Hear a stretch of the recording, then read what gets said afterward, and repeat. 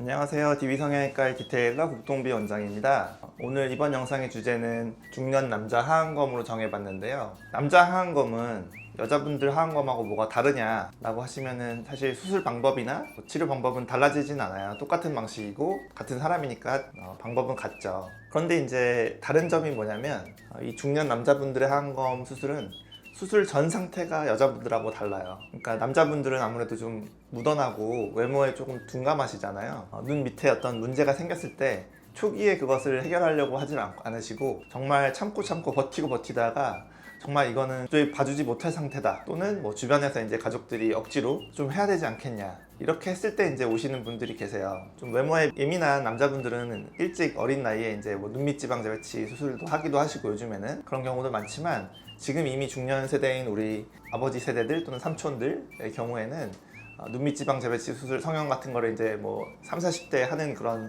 추세가 아니었기 때문에 이미 5, 60대가 되신 분들은 눈 수술을 한 적이 없으신 분들이 많거든요. 근데 이제 그런 수술이 필요한 분들의 경우도 그 상태 정도가 너무 다르다는 얘기죠. 그래서 이제 그 부분을 좀 강조드리고 싶어서 이제 남자 하안검을 특별히 따로 주제로 잡아서 정해봤고요. 해부학적 구조와 남자분들의 그 특징은 무엇인지 한번 그림으로 한번 설명드릴게요. 안구가 있고 안구를 둘러싸는 이제 뼈가 이렇게 있게 되겠죠. 큰 원이 있잖아요. 해골뼈를 생각하시면 둘레가 있는데, 눈 밑에 문제는 주로 이제 이 뼈 안쪽, 안구와 뼈 사이 이 구역에서 이제 문제가 발생하는데, 눈밑 지방이라는 것은 주로 이쪽에 있어요. 뼈와 안구 사이를 받치는 어떤 쿠션 같은 역할이니까 지방이 이제 이쪽에서 튀어나오게 되죠. 그래서 이 부위가 불룩해지는 문제가 있어요. 근데 이제 여기만 사실 불룩해지면 눈에 그렇게 많이 띄지가 않아요. 문제는 이 부위, 그 뼈의 경계 아랫부위 있잖아요. 근육이 여기 달라붙어 있는 문제가 있거든요. 그러니까 여기는 늘어나질 않는다는 거죠. 젊었을 때랑 똑같이 근육이 뼈에 달라붙어 있어요.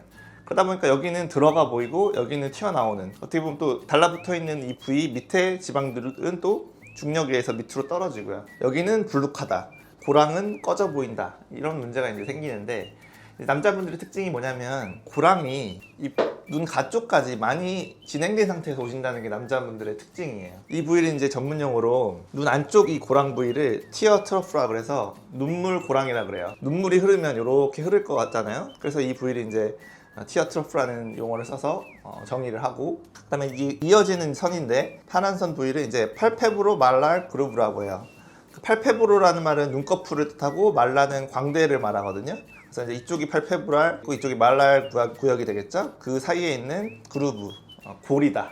그래서 이제 PMG라고 부르기도 하는데, 그러니까 이제 이게 어디까지 진행했느냐에 따라서 치료 방법이 달라지게 되는데요. 뭐 간략히 말씀드리면 한 눈의 안쪽 3분의 2, 그러니까 흑자의 바깥쪽 라인, 이 안쪽까지만 만약에 진행을 했다 그러면은 눈밑 지방 재배치로 가능해요. 주로 그러니까 40대 이하 분들이 해당되는 거죠. 간혹 50대 중에도 여기까지만 진행되신 분들은 눈밑 지방 재배치가 그래서 가능한 거예요. 눈 끝부분, 눈 가쪽 경계 여기까지 진행을 했다 그러면 이제 하안검 수술이 적합하죠. 왜냐하면 하안검 수술의 디자인을 보시면 눈 끝까지만 하는 게 아니라 끝에서 가쪽으로, 그러니까 한 1cm 정도까지는 연장을 할 수가 있거든요. 그래도 이제 가려지는 부위가 흉터가 눈에 많이 안 띄기 때문에 이 정도까지 수술을 하면, 여기는 이제 피부가 안 잘리지만 여기는 피부가 많이 잘리잖아요. 그러니까 눈 가쪽까지 처진 경우 또는 불룩한 경우는 하안검으로 하면 해결이 된다. 오늘의 주제인데, 남자분들 중에 이제 하안검을 하러 오시는 분들의 경우에는 여기까지 진행돼서 오시는 분들이 꽤 있으세요.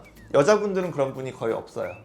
여자분들은 여기까지만 진행해도 대부분 보기 싫어서 뭔가를 하러 오시거든요. 이미 그 전에 눈밑 지방 재배치를 하셨거나. 남자분들이 여기 구역을 넘어서 여기까지 이제 골이 깊어진 상태, 또는 여기까지 지방이 불룩해진 상태에서 이제 더 이상 못 참고 수술하러 오시는 경우가 있단 말이에요. 그 부분을 이제 포커스를 맞추고 싶어요.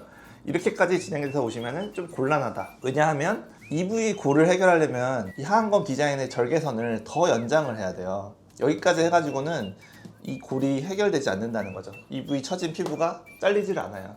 그렇다고 하안검을 뭐 여기서 눈에서부터 막 2cm까지 연장해서 흉터를 연장하면 이 부위 흉터가 너무 보이잖아요. 여기는 이제 밝은 부위고 눈을 벗어나는 부위이기 때문에. 그래서 이제 수술을 이렇게 할 수가 없다는 거예요. 그래서 눈 가에서 한 1cm 정도까지밖에 못하고, 그렇게 되면 눈의 가쪽 경계까지만 해결이 된다.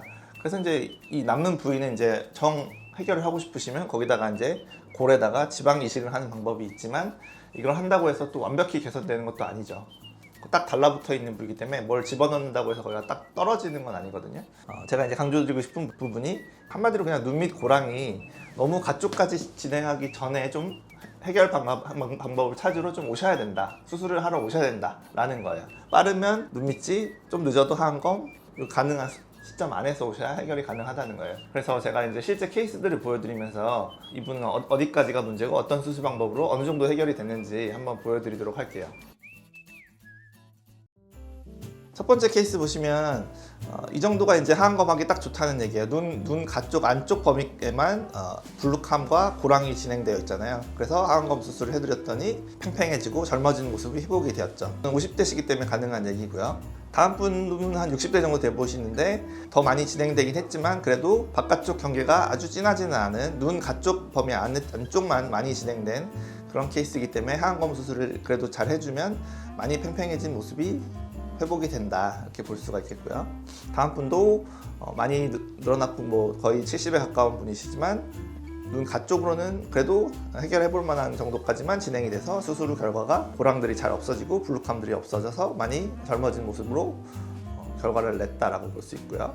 이제 다음 케이스가 이제 하안검의 마지노선 정도가 될 텐데, 그러니까 눈 밑은 굉장히 많이 블룩하고 고랑도 진하지만 가쪽으로 이제 그 진행된 범위가 아주 많이 뻗지는 않았어요. 눈 가쪽 선에 걸칠 정도이기 때문에 이제 하안검 수술을 잘 해드리게 되면 이렇게 좋은 결과를 내게 되겠죠. 많이 늘어났기 때문에 많이 좋아져 보이지만 좀 더 일찍 하셨다면 더 좋은 결과를 얻었겠죠. 이 다음 분부터가 이제 제가 말씀드린 그 눈 가쪽 고랑이 끝까지 진행하신 분이에요. 눈 이 가쪽 보면 고랑이 굉장히 진하시죠.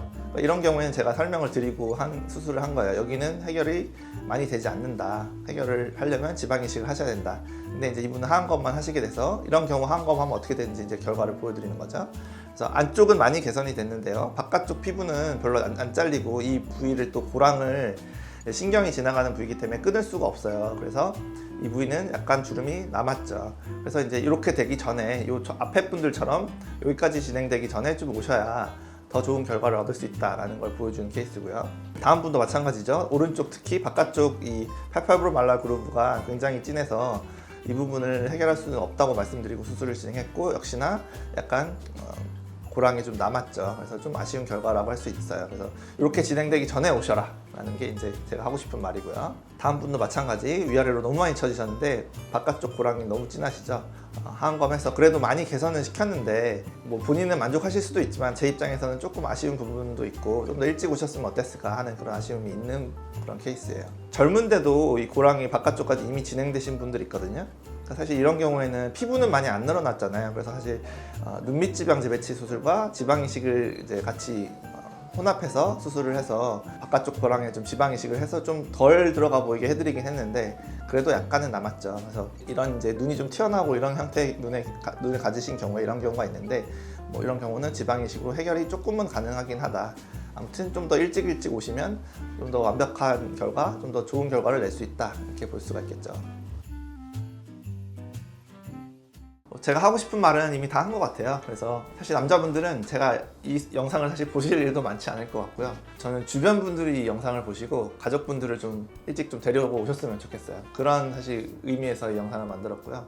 눈 바깥쪽 고랑이 심해지기 전에 수술을 하러 오시는 게 효과도 좋고 더 좋은 결과를 내니까 서로 만족도가 좋은 거죠. 그래서 주변 분들 중에 가족분들 또는 친척 친구들 분들 중에 눈밑이 좀 문제가 많이 불룩하신 분들 계시면은 이런 내용을 보여주셔도 좋고 아니면은 유튜브에서 어떤 의사가 그러는데 바깥쪽 고랑은 생기고 나면 해결이 힘들다더라. 그러니까 그 전에 빨리 수술을 하러 가자 이렇게 좀 추천해 주셨으면 좋겠습니다. 지금까지 DB성형외과 국동비 원장이었습니다. 감사합니다.